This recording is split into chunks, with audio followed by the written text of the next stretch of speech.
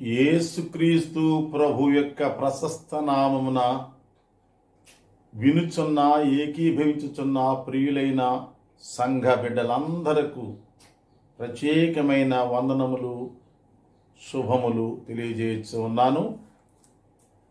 దేవుని యొక్క కృపచేత మనము ఆరోగ్యముగాను చక్కటి దేవుని యొక్క సన్నిధి నీడలో సేద తీర్చబడుచు ఒకరికి ఒకరము ఎడమగా ఉన్నప్పటికీ కూడా ఆయన కృపగల దయలో వర్ధిల్లుచు ముందుకు సాగుచున్న రీతిని బట్టి దేవుని వందిస్తూ ఈ దినము ప్రత్యేకమైన పాఠ్యభాగము కీర్తనల గ్రంథము నుంచి 41వ కీర్తన మొదటి 2 వచనాలు.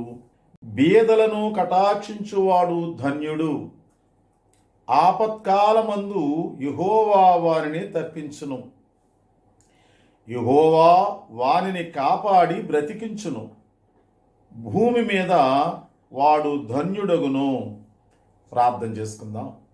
సర్వోపకారివైయున్న మా పరలోకపు తండ్రి, విరిగి నలిగిన హృదయాలను లక్ష్యపెట్టి చారదీసుకొని ఆదరించుచు మమ్ములను ఈ రీతిగా పోషించుచు ఉన్నతమైన స్థితిలో మీరు నడిపించుచున్న రీతిని బట్టి నీకు అనేక స్తోత్రములు, వందనములు. దేవా, ఈ దినమున ఈ వాక్యమును మా ఎదుట మీరుంచున్నారు, ధ్యానించుటకు సహాయము చేయమని వాక్యమయున్న యేసునామమున వేడుకొనుచు ఉన్నాను పరమ తండ్రి, ఆమేన్. ప్రియులారా, ఇక్కడ పరిశుద్ధ గ్రంథములో అనేకమైన ధన్యతలు ఉన్నాయి. ప్రభువారు ప్రారంభ సుబోధ విషయంలోనే, కొండ మీద ప్రసంగంలోనే 8 విశిష్టమైనటువంటి ధన్యతలు తెలియజేశారు. అలాగుని పాత నిబంధన గ్రంథంలో కూడా అనేక చోట్ల మీరు ధన్యులు ధన్యులు ధన్యులు అని చెప్పడానికి కొంత సందేశాన్ని ముందుగా తెలియజేశారు. ఈ దినమున ఈ కీర్తనల గ్రంథం నుంచి ఈ 41వ కీర్తన మొదటి 2 వచనాల్లో కూడా నీవు ధన్యుడవు ధన్యుడవు అని 2 పర్యాయములు ఉచ్చరించబడుచు ఉన్నది. ఇక్కడ ఉన్న ధన్యతను గురించి ఈ దినాన్ని ప్రత్యేకముగా ధ్యానించవచ్చు ఉన్నాము. బీదలను కటాక్షించువాడు ధన్యుడు. అనేక ధన్యతలు ఉన్నప్పటికీ కూడా ఇది ఒక ప్రత్యేకమైన ధన్యత. ఈ ధన్యతలో అతి ప్రాముఖ్యమైనటువంటి దైవ లక్షణములు దాగి ఉన్నవి. సాక్షాత్తు దేవుని సుగుణాలు, అలాగునే అద్వితీయ కుమారుడైన క్రీస్తు ప్రభు యొక్క మనస్సు ఈ యొక్క బీదలను కటాక్షించే విషయములో మనము గమనిస్తూ ఉంటాము. అట్టి దేవుని సుగుణాలతో నిండి మనము కూడా బీదలెడల ఒక గౌరవభావం కలిగి వారికి సహాయం చేయడములు గల ధన్యతను ప్రభువు మీకు అనుగ్రహించునుగాక. లేని వారందరికీ లెక్క పంచిబెట్టి లేమిని తీర్చెదవు తెలుసునా. లేని వారందరికీ లెక్క పంచిపెట్టి లేమిని తీర్చెదవు తెలుసునా. దానా బలముతోను ధన బలమును కూడా తరుగా కాయుండును తెలుసునా. ధాతృత్వమెచ్చును తెలుసునా. దారిద్ర్యముండాదు తెలుసునా. ప్రియ విశ్వాసులారా, ప్రభువు నిన్ను ఆశీర్వదించిన కొలది అంతకంతకు నీ ఉద్యోగములోను, నీ వ్యాపారములోను, నీ కుటుంబ జీవన మనుగడలోను, నీ వృత్తి పనిపాటుల యందును దేవుడు నిన్ను ఆశీర్వదించిన కొలది అనేకులకు నీవు ఆశీర్వాదకరముగా నిన్ను తయారు చేయడానికి దేవుడు ఈ దినాన్ని, ఈ పాఠాన్ని మన ముందుకు తీసుకుని వచ్చారని మొదటగా నేను జ్ఞాపకం చేస్తూ ఉన్నాను. బీదలను అనగా కష్టములో ఉన్నవారు, బీద స్థితిలో ఉన్నవారు, లేమిలో ఉన్నవారు, అక్కర్లో ఉన్నవారు, రుణాల్లో ఉన్నవారు, ఆయా విధాలుగా పోషణాధారము కూడా లేనివారు, భార్య బిడ్డలు కూడా సరి అయినటువంటి భోజన సదుపాయాలు కూడా పొందలేనటువంటి వారు మన కండ్ల ముందు ఎందరో ఉంటారు. అయినప్పటికీ కూడా మరి ముఖ్యముగా దేవుని యొక్క ఏర్పాటు జనాంగములు, దేవుని యొక్క సంఘ కుటుంబములలో మనము జరిగించాల్సినటువంటి కొన్ని కార్యాలు ఈ దినాన్ని మీకు జ్ఞాపకం చేస్తూ ఉన్నాను. ఈ సందర్భముగా పాత నిబంధన కాలంలో నెహెమ్యా గ్రంథములో నుంచి 2-3 మాటలు జ్ఞాపకం చేస్తాను. నెహెమ్యా గ్రంథము 5వ అధ్యాయంలో చూస్తే అక్కడ ముందు అధ్యాయాల్లో నెహెమ్యా గారి ద్వారా పడిపోయినటువంటి ప్రాకారములను, కాల్చబడినటువంటి గుమ్మములను, ఈ రీతిగా యెరూషలేము యొక్క దేవాలయం యొక్క పునర్నిర్మాణమునకు సంబంధించినటువంటి విషయాలు మనం చూస్తాం. ఎంతో పోరాడుచు ధైర్యముతో ఆ మందిరపు యొక్క అభివృద్ధి కార్యకలాపాల్లో నిమగ్నమైపోయి ఉన్నారు నెహెమ్యాను వెంబడించినటువంటి అనేక మంది యూదులు. ఇదిలా జరుగుతుండగా 5వ అధ్యాయం వచ్చేటప్పటికి వారు ఒక విన్నపాన్ని తీసుకొచ్చారు నెహెమ్యా దగ్గరికి. ఆ విన్నపం ఏమిటంటే 5వ అధ్యాయంలో చాలా క్లుప్తంగా జ్ఞాపకం చేస్తున్నాను. తమ సహోదరులైన యూదుల మీద జనులను, వారి భార్యలను కఠినమైన ఫిర్యాదు చేశారంట. అది ఏమిటంటే, కొందరు వచ్చి మేమును మా కుమారులను మా కుమార్తెలను అనేకముగా ఇక్కడ ఉన్నాము, అందుచేత మేము తిని బ్రతకడానికి ధాన్యము మాకు అక్కరగా ఉన్నది, మీ నుండి తీసుకోవాలనుకుంటున్నాము అని కొంతమంది చెప్పారు. మరికొందరు వచ్చి ఏం చెప్పారంటే, ప్రస్తుతం మాకు చాలా క్షామముగా ఉన్నది, క్షామం అనగా కరువుగా ఉన్నది, ఇబ్బంది పడిపోతున్నాం మేము, మా భూములను, ద్రాక్ష తోటలను, మా ఇండ్లను కూడా తాకట్టు పెట్టాం, వాటిని విడిపించుకోవడానికి మా దగ్గర శక్తి లేదు, కాబట్టి మేము చాలా నష్టంలో ఉన్నాము, మమ్మల్ని ఆదుకోవలసిందిగా మరికొంతమంది ఆ ఒత్తిడి తీసుకొచ్చారు. మరికొంతమంది వచ్చి ఏం చేశారంటే, మేము రాజుగారికి పన్ను చెల్లించడానికి కూడా, ప్రభుత్వానికి పన్నులు కట్టడానికి కూడా మా దగ్గర సొమ్ములు కనబడడం లేదు, అంతేకాదు మా ఇండ్లను లేక ద్రాక్ష తోటలను, పొలములను కూడా తాకట్టు పెట్టి దాని మీద అప్పు చేసాం, మేము అప్పు తీర్చుకునే అవకాశం కనపడడం లేదు, దాని పంట మేము అనుభవించడానికి లేకుండా పోయింది అని కొంతమంది అన్నారు. ఇలాగున వారి ఇబ్బందులన్నీ చెప్పుకుంటూ చివరికి వారు ఏం చెప్తున్నారంటే, మా పిల్లలు మా సహోదరుల వంటి పిల్లలు కాదా, మా ప్రాణము మా సహోదరుల ప్రాణం వంటిది కాదా, ఇలాంటి మాటలు చెబుతున్నప్పుడు నెహెమ్యా గారికి లోపల ఒక రోషము కలిగింది, ఒక పట్టుదల కలిగింది. ఇంతకీ ఇన్ని ఇబ్బందులు వారు ఎందుకు పడుతున్నారు అంటే, ఈ అధ్యాయం గురించి చెప్పడానికి కాదు, కానీ ఒక్క మాట పై అధ్యాయములో 4వ అధ్యాయములో కొన్ని మాటలు చదివి వినిపిస్తాను, జాగ్రత్తగా చూడండి. 19వ వచనంలో చూస్తే, పని మిక్కిలి గొప్పది, వారు చేస్తున్న పని, దేవాలయం యొక్క పని, మందిరం యొక్క అభివృద్ధి కార్యాల్లో పాలు పొందే పని ఉన్నదే, అది చాలా గొప్పది. ఇలా చెప్పుకొస్తూ నెహెమ్యా గారు సూచించిన ప్రకారముగా వారందరూ కూడా పగలు రాత్రి కూడా ఏకదాటిగా దేవుని పనిలో నిమగ్నులైపోయి ఉన్నారు. అక్కడ వచ్చిన 23వ వచనం చూస్తే, ఎలాగున నేను కానీ, నా బంధువులు కానీ, నా పనివారు కానీ, నా వెంబడి ఉన్నవారు అనగా నా వెంబడి ఉన్న పారావారు కానీ ఉతుకుకొనుటకు తప్ప మరి దేనికి మా వస్త్రములను తీసివేయలేదు. ప్రియమైన వారులారా, దేవుని కార్యాలు ముందు చేయాలి. మొదట నా నీతిని, నా రాజ్యమును వెదకండి అని ప్రభువు సెలవిచ్చినట్లుగా ముందు దేవుని పని చూడాలి అని ఈ భక్తులందరూ కూడా ఆ దేవాలయపు పనులు నిమగ్నమైపోయడం వలన, స్వచ్ఛంద సేవలు చేయడం వలన వారికి అనేకమైన ఇబ్బందులు ఎదురయ్యాయి.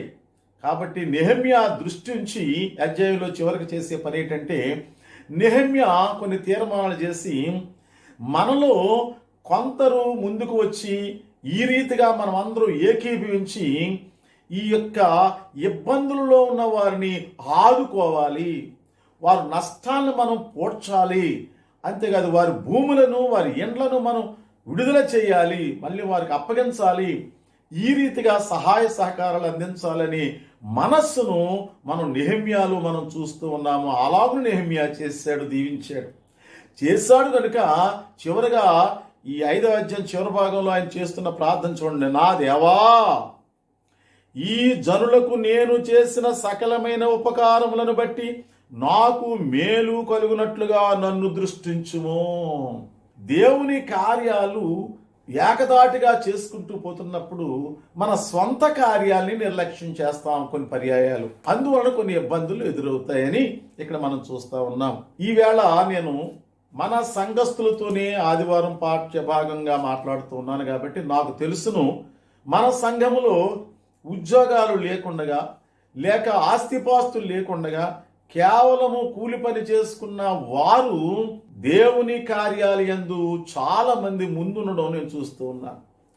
వారు సొంతగా అద్దెంట్లో ఉంటారు, వారు పిల్లలకి ఫీజులు కట్టలేని స్థితిలో ఉంటారు, మంచి మంచి వస్త్రాలు లేక మంచి మంచి భోజనాలు వారు అనుభవించలేని స్థితిలో ఉంటారు. అయినప్పటికీ కూడా ఒక మీటింగ్ పెట్టాలనుకున్నా, లేక ఏదైనా మందిర కార్యం చేయాలనుకున్నా, ఏదైనా సరే ముందుకు వచ్చి వారికి ఉన్న దాంట్లో ఆ బీదరాలు 2 కాసులు కానుకపెట్లు వేసినట్లుగా క్రమము తప్పకుండా ప్రతి నెల కొంతమంది ఇవ్వడం నేను చూస్తూ ఉంటాను.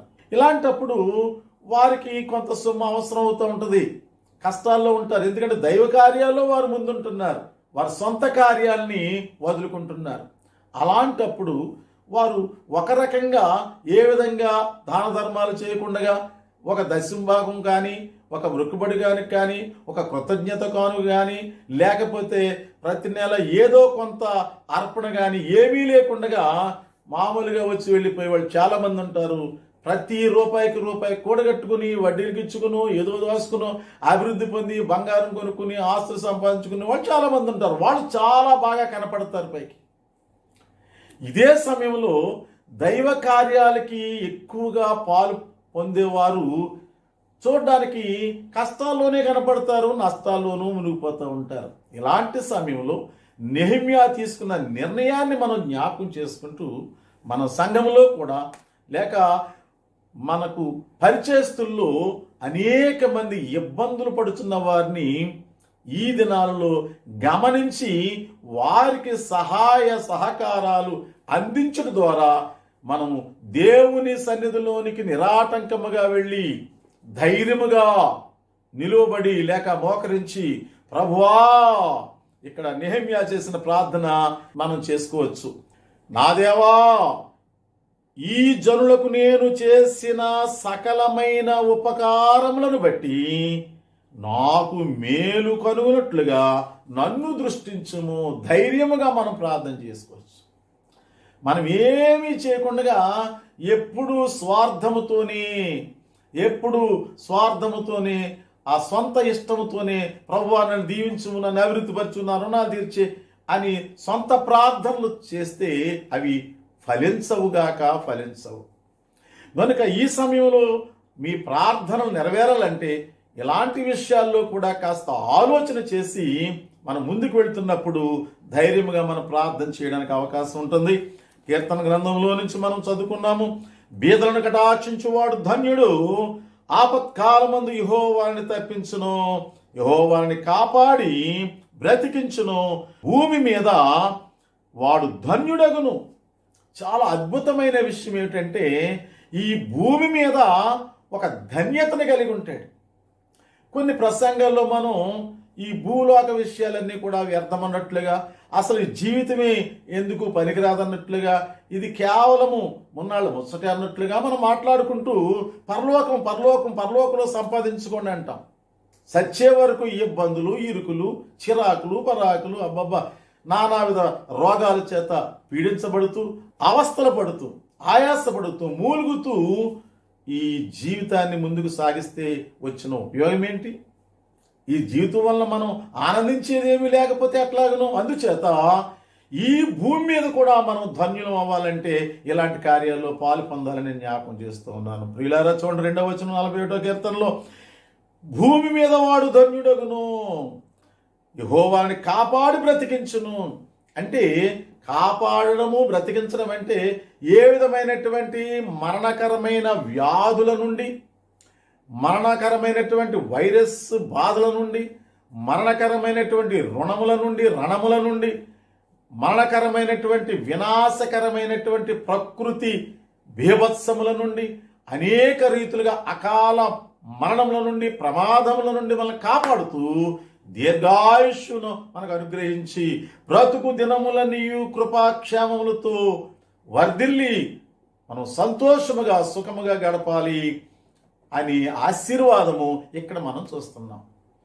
2వ వచనంలో, ఈ భూమి మీదే వాడు ధన్యుడగును. పరలోకంలో మనకు దాచించిన మేలు చాలా గొప్పది, పరలోకంలో ఎలాగ ధన్యులమే, కానీ ఈ భూమి మీద కూడా సాక్షార్థముగా అనేకులు మనలను చూచి అబ్బా వారు ధన్యులండి, వారు ధన్యులండి అని చెప్పుకునేటట్లుగా, దేవునికి మహిమ తెచ్చేటట్లుగా ఉండాలంటే మనము ఆయన యందు విశ్వాసులమై ఉన్న మనము ఈ భూమి మీద మనము ధన్యులం అవ్వాలని కూడా నేను ఈ దినాన్ని జ్ఞాపకం చేస్తూ ఉన్నాను. అపోస్తలుడైన పౌలు గారు 2వ కొరింథీ సంఘానికి రాయుచున్న పత్రికల్లో 11వ అధ్యాయము 2వ వచనంలో ఒక ప్రత్యేకమైన మాట మనం చూస్తాం. ప్రియులారా ఆలకించండి. దేవాసక్తితో మీ ఎడల ఆసక్తి కలిగి ఉన్నాను. చాలా చక్కటి మాట. దేవాసక్తితో మీ ఎడల నేను ఆసక్తి కలిగి ఉన్నాను. అది ఏమిటి అంటే, పవిత్రురాలైన కన్యకునిగా ఒక్కడే పురుషునికి అనగా క్రీస్తుకు సమర్పింపవలనని మిమ్మును ప్రధానము చేసి తిని. అక్కడికి ఆగుదాం. తరువాత సర్పం యొక్క కుయుక్తులు, లౌకికం యొక్క అనుసరణ, ఈ రీతిగా దేవుని యొక్క ఏర్పాట్లో నుంచి జారిపోయే వాళ్ళు చాలామంది ఉంటారు కనుక ఆ తరువాత పాఠం ప్రస్తుతానికి మనం తీసుకోవడం లేదు. కానీ ఈ 2వ వచనం చూస్తే, దేవాసక్తితో నేను మిమ్మల్ని ఒక్కడే పురుషునికి కన్యకనుగా ప్రధానము చేసి తిని. ఆ ఒక్కడే పురుషుడు ఏకైక రక్షకుడైన క్రీస్తు ప్రభువే. లోక రక్షకుని యొక్క అవతార పురుషుడు ఒక్కడే పురుషునికి. ఆ ఒక్కడే పురుషుడు 10,000 మంది పురుషులలో ప్రత్యేకించబడిన వాడు. ఈవేళ రక్షకులు అన్న అనేకులలో ప్రత్యేకముగా ఏకైక వ్యక్తిగా కనపడే ఆ ఒక్క ఏకైక రక్షకుడైన క్రీస్తు ప్రభువునకు నేను మిమ్ములను ప్రధానము చేసి తిని. ఎందుకంటే ఆయన 2వ రాకడలో వరుడిగా ఆయన వస్తూ ఉన్నాడు.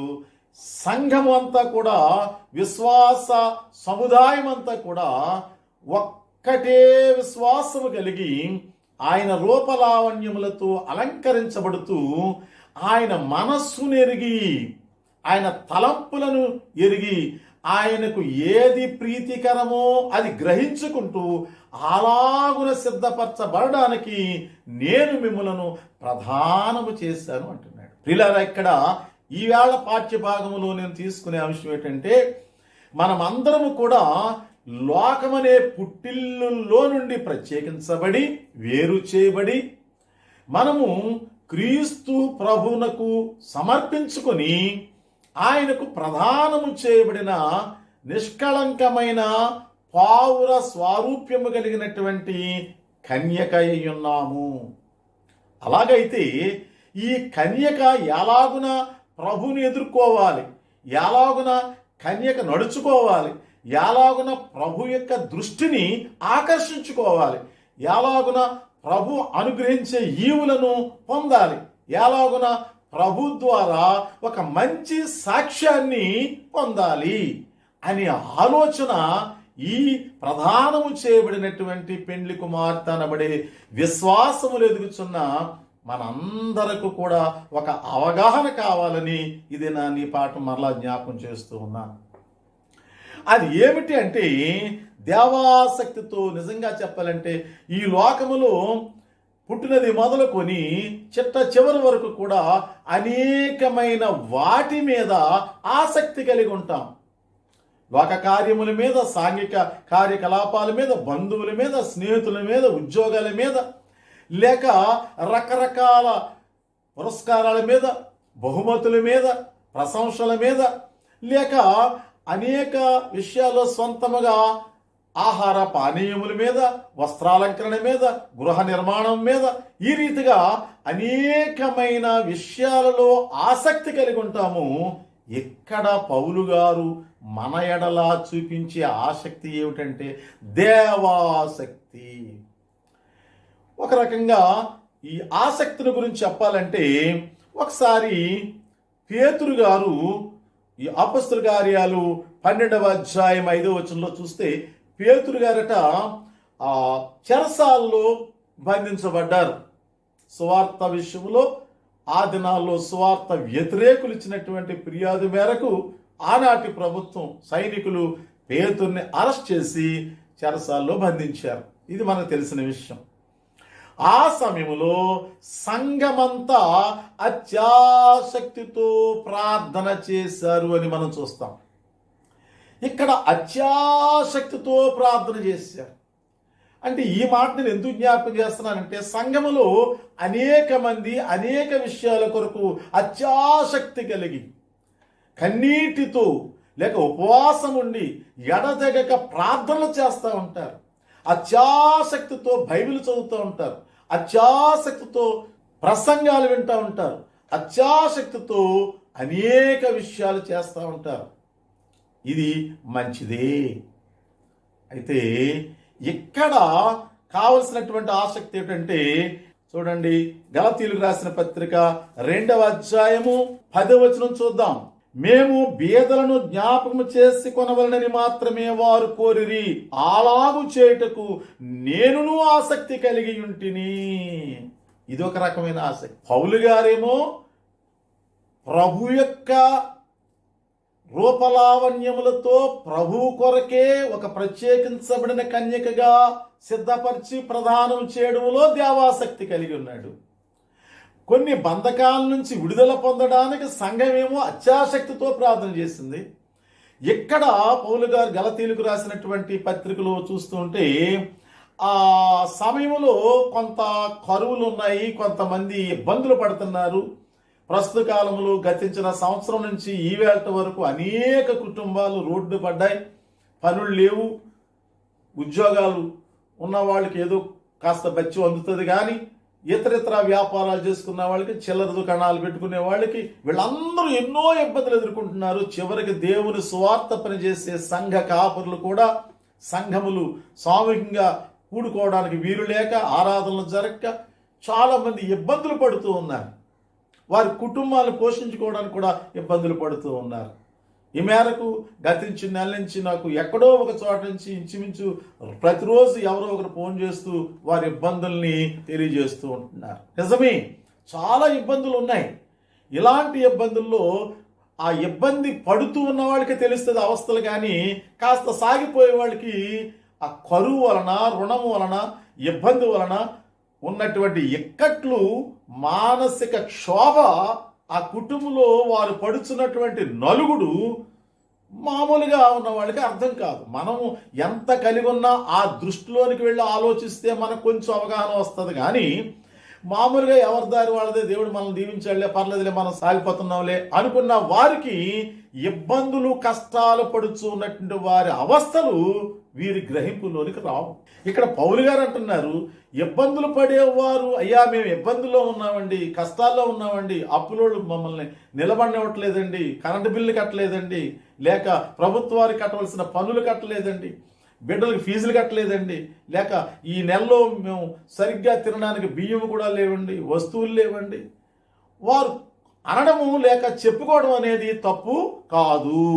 ఇక్కడ చూడండి, మేము బీదలను జ్ఞాపకం చేసుకొనవలెనని మాత్రమే వారు కోరిరి. బీదలైన వారు, అయ్యా మమ్మల్ని కాస్త జ్ఞాపకం చేసుకోండి ఈ టైంలోను అని కోరుతున్నారంట కొంతమంది.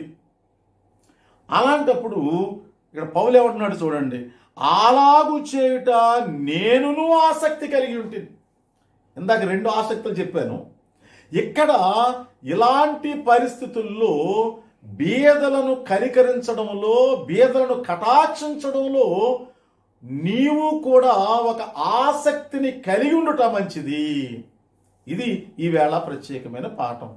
కనుక అనేక విషయాల యందు ఆసక్తి కలిగి ఉన్న నీవు మన మధ్యలో, మన జనాంగములో, లేక దేవుని పనికి సహకారులుగా ఉన్నవారు ఎలాంటి ఇబ్బందులు పడుతున్నారో నెహెమ్యా గారు ఆలోచించినట్లుగా, వారి విన్నపాలు స్వీకరించి న్యాయము చేకూర్చినట్లుగా, వారికి సహాయ సహకారాలు అందించినట్లుగా నేడును కూడా మన సంఘాల్లో లేక విశ్వాస సమూహములో దేవుని సేవకుల ఎడల లేక సంఘ బిడ్డల ఎడల వారి అవస్థలలో పాలు పొందాలనే ఆసక్తి మనము కూడా కలిగి ఉండాలని నొక్కి జ్ఞాపకం చేస్తూ ఉన్నాను.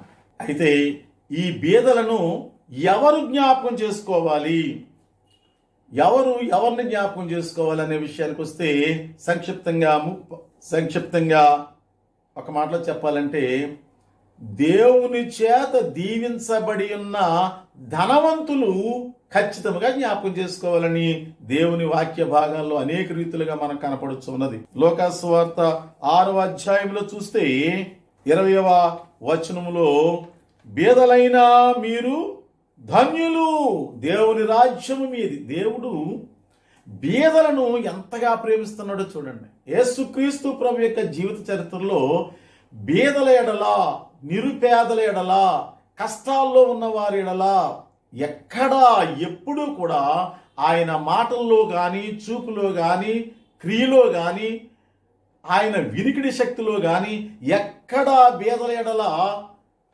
నిర్లక్ష్యముగా చూడడం కానీ, అవమానపరచడం కానీ మనం చూడం. ఆ మాటకు వస్తే ధనవంతులనైనా అనేక రీతులుగా హెచ్చరించారు, బీదలను ఆయన సమయోచితమైన సహాయాన్ని అందించి ఆదరించినట్లుగా మనం చూస్తాం, ఆదుకున్నట్లుగా మనం చూస్తాం. యేసు ప్రభు యొక్క మనస్సు బీదల ఎడల కటాక్షము కలిగి ఉండుట, కనికరము కలిగి ఉండుట, దయా జాలి కలిగి ఉండుట. అందుచేత ప్రభు యొక్క మనస్సు, క్రీస్తు యేసు యొక్క మనస్సు మీరును కలిగిండు అనే వాక్యానుసారముగా మన ప్రియునికి ప్రదానం చేయబడిన మనము ప్రియుని యొక్క అంతరంగం నెరిగిన వారమై ఈ యొక్క ఉద్దేశాన్ని కూడా మనం స్మరణకు తెచ్చుకుంటూ ఉండాలని జ్ఞాపకం చేస్తూ ఉన్నాను. ఇక్కడ 6వ అధ్యాయం లోకాసు వార్తలో చూస్తే ధనవంతుల్ని హెచ్చరిస్తూ ఉన్నాడు. అయ్యో ధనవంతులారా, 24వ వచనంలో, అయ్యో ధనవంతులారా, ఇప్పుడు కడుపు నిండి ఉన్న వారులారా, సుఖభోగులారా, ఇప్పుడు చాలా సంతృప్తిగా ఉన్న వారులారా, మీరు చివరికి ఏడవలసిన పరిస్థితి, చివరికి మీరు దిక్కుమాల స్థితిలో పడిపోవలసిన పరిస్థితులు వస్తాయని వారిని హెచ్చరిస్తూ ముందుకు వస్తూ అంటున్నారు. 30వ వచనంలో చూస్తే, నిన్ను అడుగు ప్రతివానికి ఇమ్ము, నీ సొత్తు ఎత్తుకొని పోవాని వద్ద దాన్ని మరలా అడగవద్దు. నీ సొమ్ము నీది మాత్రమే కాదు. దైవజనుడు ఒక పాటలో చక్కగా వ్రాశారు, బీదలకు ఆహారము బెట్ట వెనుక తీసి పొమ్మనరాదు, బీదలకు ఆహారము పెట్ట వెనుక తీసి పొమ్మనరాదు, నీధనము నీకే కాదు అది నినుగని దేహి అను వారికి నీ ఏకాంత స్థలము కోరుము, దేవుని ప్రార్థింప ఏకాంత స్థలము చేరుము. నీ ధనము నీదే అనుకుని భావించొద్దు. నీ యొద్దకు వచ్చి నేను గని దేహి, నేను ఇబ్బందుల్లో ఉన్నానండి అని చేయి చాపిన వారికి కూడా ఆ ధనము వారికి కూడా ఆ ధనము చెల్లును. నీకు మాత్రమే కాదు, నినుగని దేహి అని వారికి కూడా ఆ ధనములో పాలు ఇవ్వవలసిన అవసరం ఉన్నదని ప్రభువారు హెచ్చరిస్తూ ఉన్నారు. అయితే ఇప్పుడు ఇంకా చెప్పాలంటే ఎవరికి ఇవ్వాలి అంటే, మనం ఏదో ఈవేళ ఒక 1000 రూపాయలు సహాయం చేస్తే రేపొద్దున మనం అతడు ఎందుకన్నా మనకి పనికి వస్తాడేమో, ఈవేళ 1,00,000 రూపాయలు సహాయం చేస్తే రేపొద్దున మనల్ని మరొక రీతిగా వాడుకొనొచ్చునేమో అని స్వలాభాపేక్షతో మనం ఎంత మాత్రమును సహాయం చేయకూడదు. ఇదే అధ్యాయంలో మనం చూస్తూ ఉంటే 35వ వచనంలో చూడండి, ఆఖరు మాట, మీ శత్రువును ప్రేమించండి అని చెబుతూ మేలు చేయుడి, అప్పు ఇయ్యుడి, అప్పుడు మీ ఫలము గొప్పదయ్యుండును, మీరు సర్వోన్నతుని కుమారులయ్యుందురు. ఆయన కృతజ్ఞత లేని వారి ఎడలను దుష్టుల ఎడలను ఉపకారి అయ్యున్నాడు. చూడండి, యేసు ప్రభు యొక్క మనసు. మనం ఎవరికైతే ప్రదానము చేయబడ్డామో ఆ ప్రియుని యొక్క ఆంతర్యం ఎలా ఉందో చూడండి. కృతజ్ఞత లేని వారికి అలాగే దుష్టులకు కూడా ఆయన సహకారాన్ని చేస్తూ ఉపకారి అయి ఉన్నాడట. కనుక మనము ఎవరికి చేయాలంటే వారి వలన మరలా ఏ విధమైనటువంటి లాభాపేక్ష లేకుండా, మరలా ఏదో మనకు దక్కుతుంది అనే ఆలోచన లేకుండా వారు ఎవరైతేనేమి అలా చేయాలి. ఈ నెలంతట్లో కూడా అనేక మంది సేవకులకి వారు సంఘమేంటో, వారి సిద్ధాంతం ఏంటో, వారి నివాసం ఏంటో నేను ఎరగను. అయ్యా కొంచెం ఇబ్బందుల్లో ఉన్నామండి అంటే చాలు, వారికి నేను నా వంతు సహాయం చేస్తూనే ఉన్నాను. దేవుడు ఆ రీతిగా నాకు అనుగ్రహించాడు. దేవునికి మహిమ కలుగునుగాక. చివరిగా ద్వితీయోపదేశకాండము 15వ అధ్యాయము 7వ వచనం చదువుతాను వినండి. నీ దేవుడైన యెహోవా నీకిచ్చుచున్న దేశమందు నీ పురములలో ఎక్కడైనను నీ సహోదరులలో ఒక బీదవాడు ఉండిన ఎడల బీదవాడైన నీ సహోదరుని కరుణింపకుండా నీ హృదయమును కఠినపరుచుకొనకూడదు. నీ చెయ్యి ముడుచుకొనక వాని కొరకు ఆవశ్యకముగా చెయ్యి చాచి వాని అక్కర చొప్పున ఆ అక్కరకు చాలినంత అవశ్యముగా వానికి అప్పు ఇయ్యవలెను. ఎంత అద్భుతమైన మాట చూడండి ప్రియులారా. దేవుడు మనల్ని ఏ దేశంలో ఉంచాడో, ఏ ప్రాంతంలో ఉంచాడో, దేవుడు మనకి ఏ పురములో ఎక్కడ మనల్ని పెట్టాడో ఆ స్థావరాలలో మన సహోదరులు అనబడి వారిలో ఎవరైనా చాలా ఇరుకునబడి ఇబ్బందులు పాలైపోయారు అనే విషయాన్ని మన నోటీసుకు వచ్చినప్పుడు అవశ్యముగా వారికి చేయి చాపి మన వంతు సహాయమును అందించాలి అనేది ఇక్కడ ద్వితీయోపదేశకాండములో ప్రభు మాట్లాడుతూ ఉన్నారు. అలాగనే ఇదే 15వ అధ్యాయము 10వ వచనం 11వ వచనం చదివి ముగిస్తాను ప్రియులారా. 10వ వచనం చూడండి.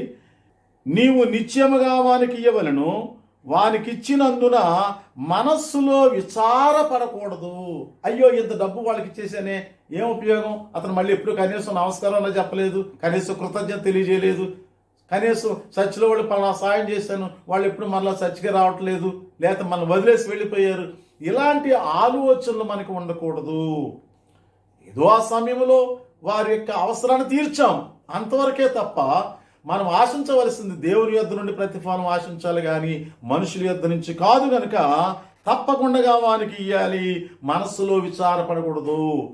వాళ్ళందరికీ సాయం చేయకపోతే 1,00,000 రూపాయలు ఈ నెలలో మిగిలిన కదా నాకు, లేక మనం 25 కేజీలు బియ్యం మూటలు చాలా మందికి ఇచ్చాం, అవన్నీ ఇవ్వకుండా ఉంటే ఒక్కో మూట 1,000 రూపాయలు ఇవ్వకుంటూ 25,000 మిగులుతాయి కదా, 40 మూటలు ఇస్తే 40,000 మిగులుతాయి కదా. ఇలాంటి లెక్కలు వేసుకుంటూ అప్పుడప్పుడు మరలా విచారించకూడదు సుమా. మనం దాన ధర్మం చేస్తున్నామంటే కొంత నష్టం అనుకుంటుంది, కానీ దానికి 10 రెట్లు భాగ్యము ప్రభు యొద్ద నుండి మనం పొందుతామని జ్ఞాపం చేస్తూ ఉన్నాను. ఇందువలన నీ దేవుడని యెహోవా నీ కార్యములన్నిటిలో చూసారా, మనుషుల యొద్ద నుంచి ఏమి మనం ఆశించకుండా, విచారపడకుండా, సంతోషముతో ఉత్సాహముతో మనము ఇలాంటి సహకారాలు అందిస్తూ ఉన్నప్పుడు అంటే దేవుడు ఏం చేస్తాడు చూడండి. నీ కార్యములన్నిటిలోనూ నీవు చేయు ప్రయత్నములన్నిటిలోనూ నిన్ను ఆశీర్వదించును. దేవునికి మహిమ కలుగును గాక. నీవే పనులు చేయాలనుకుంటున్నావు. ఇందాక ఒక గంట క్రితం ఒక సహోదరి ఫోన్ చేశారు, అయ్యగారు మన షాల్లో ఎవరు లేకపోయినా మేము ఒంటరికెళ్ళి ప్రార్థన చేసుకుంటాం. అసలు మనం పూర్తిగా ప్రార్థన చేయకుండా ఏ అవసరం గురించి అయితే మనస్సులో ఆరాటపడుతూ వెళుతున్నామో అవన్నీ దేవుడు తీర్చేసాడండి మాకు. అసలు అక్కడ మహిమేంటో కానీ ఒకళ్ళు ఇప్పుడు మహిమ స్వస్థాల యొద్ద ప్రార్థన చేసుకుని భాగ్యవంతులైన వారు ఎందరో ఉన్నారు. రుణముల నుంచి విడుదల పొందిన వారు ఉన్నారు. అనేక మంది స్వస్థత పొందిన వారు ఉన్నారు. నేను పెద్దగా వారిని గమనించను కానీ ఆయా సమయాల్లో వారు చెప్పే సాక్ష్యాలను బట్టి దేవుని మహిమపరుస్తూ ఉంటాం. కనుక గొప్ప ఆశీర్వాదములు పాలు పొందుతున్నాము. దేవుడు మనం చేసే కార్యాలన్నిటిలో కూడా ఆయన ఆశీర్వదిస్తాడంట. 11వ వచనం చూడండి, బీదలు దేశంలో ఉండక మానరు, అందుచేత నేను నీ దేశములోనున్న నీ సహోదరులకు దీనులకును బీదలకును ఆవశ్యకముగా నీ చెయ్యి చాపవలనని నీకు ఆజ్ఞాపించుచున్నాను. ఇది ఒక ఆజ్ఞ విశ్వాసులకు. అలాగని చెప్పేసి బీదలట దేశంలో ఉండక మానరు. రోజు భిక్షగాళ్ళు వస్తూ ఉంటారు, వాళ్ళకి వేస్తూ ఉంటాము. వాళ్ళ దగ్గర డబ్బున్నా మళ్ళా అది ఒక వృత్తిగా తీసుకుని అడుక్కోవడానికి వస్తూ ఉంటారు. అలాగా కొంతమంది వాళ్ళకు ఉన్నా సరే ఆయన ఏదో ఇస్తున్నాడంట, మనం కూడా అడిగితే పోలేదు, మనకు కూడా ఏదో కదా కలిసి వస్తుంది కదా. నిజానికి వాళ్ళకి అవసరం ఉండకపోవచ్చు, కానీ కొంతమంది భిక్షగాండ్రుల వలె అర్జిస్తూ ఉంటారు, ఆశిస్తూ ఉంటారు, ఏదో విధంగా అడుగుతూ ఉంటారు. అయితే అలాంటి వాళ్ళు దేశంలో ఉండక మానరు. అలాగని అందరికీ మనం చేసుకుపోవడానికి కూడా వీలు లేదు. దాని విషయంలో కూడా అనేక వచనాలు బైబిల్లో ఉన్నాయి. అయితే మరి ఎవరి మీద మనం దృష్టి ఉంచుదామంటే చూడండి, నీ దేశములోనున్న నీ సహోదరులకు దీనులకు.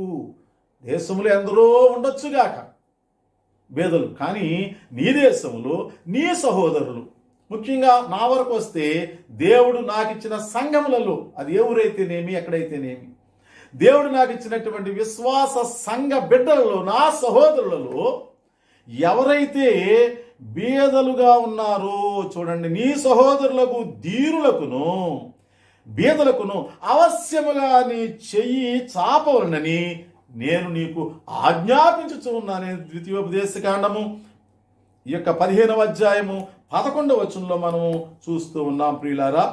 కనుక మనము అనేకులను ఆదరించడానికి సహాయకులుగా ముందుకు రావాలని జ్ఞాపకం చేస్తున్నాను. ఇక చివరిగా ముగించుకుంటూ మరొకసారి మొదటి మాట జ్ఞాపకం చేస్తాను. బీదలను కటాక్షించువాడు ధన్యుడు, అతడు భూమి మీద ధన్యుడుగును. మరలా ముగింపులో చెప్పాను. ఆఖరుగా మత్తయి సువార్త 25వ అధ్యాయములో 34, 35 వచనాలు లేక 36 వచనం చూడండి. అప్పుడు రాజు తన కుడి వైపున ఉన్న వారిని చూచి, బాగా ఆలకించండి, నా తండ్రి చేత ఆశీర్వదించబడిన వారులారా రండి, లోకము పుట్టినది మొదలుకొని మీ కొరకు సిద్ధపరచబడిన రాజ్యమును స్వతంత్రించుకొనండి. వారు అడుగుతారు, ఏంటి ప్రభువా మేము ఏం చేశామని ఇంత భాగ్యాన్ని మాకు ఇస్తున్నామని అంటే ఆయన మాట్లాడుతున్నారు, నేను ఆకలి కొంటిని మీరు నాకు భోజనము పెట్టితిరి, నేను దప్పికొంటిని నాకు దాహము ఇచ్చారు, నేను పరదేశిగా ఉన్నప్పుడు నన్ను చేర్చుకున్నారు, నేను దిగంబరనై ఉంటిని నాకు బట్టలు ఇచ్చారు, రోగినై ఉంటిని నన్ను చూడవచ్చితిరి, చెరసాలలో ఉంటిని నా యొద్దకు వచ్చితిరని ఆయన చెప్తూ ఉన్నారు. అప్పుడు వారు మరలా అడుగుతున్నారు, ప్రభువా నీవెప్పుడు ఇలాంటి స్థితిలో ఉన్నావు, నీ ఎప్పుడు గొప్పవాడివే కదా, మా దృష్టిలో నీవెప్పుడు చేచాపలేదు కదా, మేము నీకెప్పుడు చేస్తాం ప్రభు అని అడిగితే ఆయన అంటూ ఉన్నారు. ఈ యొక్క 25వ అధ్యాయము 40వ వచనం దయతో చూడండి. అందుకు రాజు, మిక్కిలి అల్పులైన ఈ నా సహోదరులలో ఒకనికి మీరు చేసిదిరు కనుక నాకు చేసిదిరని నిశ్చయముగా మీతో చెప్పుచున్నానని వారితో అనును. ఈ మిక్కిలి అల్పులైనటువంటి బలహీనమైనటువంటి భేదస్థితిలో ఉన్నటువంటి నా సహోదరులలో ఒక్కరికి మీరు చేశారు కాబట్టి నాకు చేసినట్లే అని ప్రభు ఎంత గొప్ప సాక్ష్యం చెప్పారు.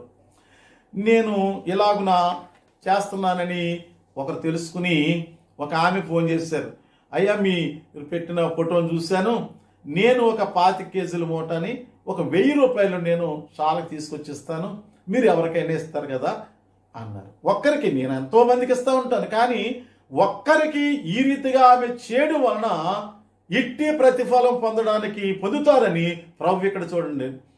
మిక్కిలి అల్పులైన వారిలో అందరికీ మనం చేయను, ఒక్కరికి చేసిన యెడల మీరు పరలోకంలో తగిన ప్రతిఫలం పొందుతారు. గిన్నెడు చన్నీళ్ళు ఇస్తే చాలు, పరలోకంలో దానికి తగిన ప్రతిఫలము ఉన్నది. ఇలాగ చెప్పుకుంటూ పోతే ఎన్ని దీవెనలో ఈ సహాయం చేసేవారికి. అందుచేతే ఈ పాటని నేను ఓ సహాయకులారా మీరు ధన్యులు అని పెట్టాలనిపించింది హెడ్డింగ్.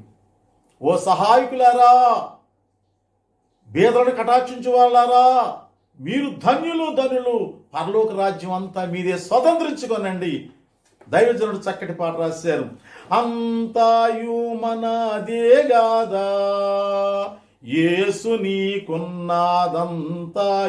మనదే గదా, అంతాయు మన ప్రభువు ఆర్జించియున్నాడు, స్వంతమని అందుకొనుడి, మీ ఆత్మకు శాంతి గలుగానీయుడి, మీ ఆత్మకు శాంతి కలుగానీయుడి.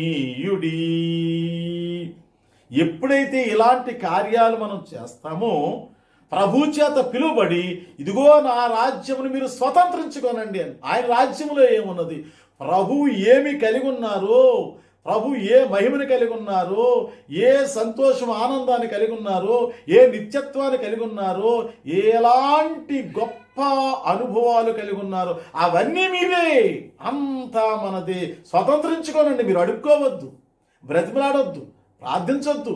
మీరు ఈ కార్యములు చేస్తున్నారు కాబట్టి హక్కు మీదే. నాకున్నవన్నీ మీవే సంపాదించుకోనండి, మీరు స్వతంత్రించుకోనండి. ఎంత గొప్ప భరోసా ఇచ్చారు ఈ సహాయకులకు. కనుక సహాయం చేసేవాళ్ళారా, నిజముగా మీరెంత ధన్యులు. మీ అందరికీ నా ప్రేమపూర్వక ప్రత్యేకమైన వందనములు, మరణాత తెలియజేస్తున్నాను. కృపగల మా తండ్రి, ప్రేమగల మా తండ్రి, ఈ మాటలు వినుచున్న మా ప్రియ బిడ్డలందరి విషయంలో వారి కుటుంబములను ప్రత్యేకముగా దీవించి అభివృద్ధిపరచమని, అనేకులకు ఉపకారులుగా సిద్ధపరచబడడానికి నడిపించమని యేసునామమున సమర్పించుకుంటున్నాను పరమ తండ్రి. ఆమేన్. కృప మీకు తోడుగా ఉండును గాక. ఆమేన్. మరణం.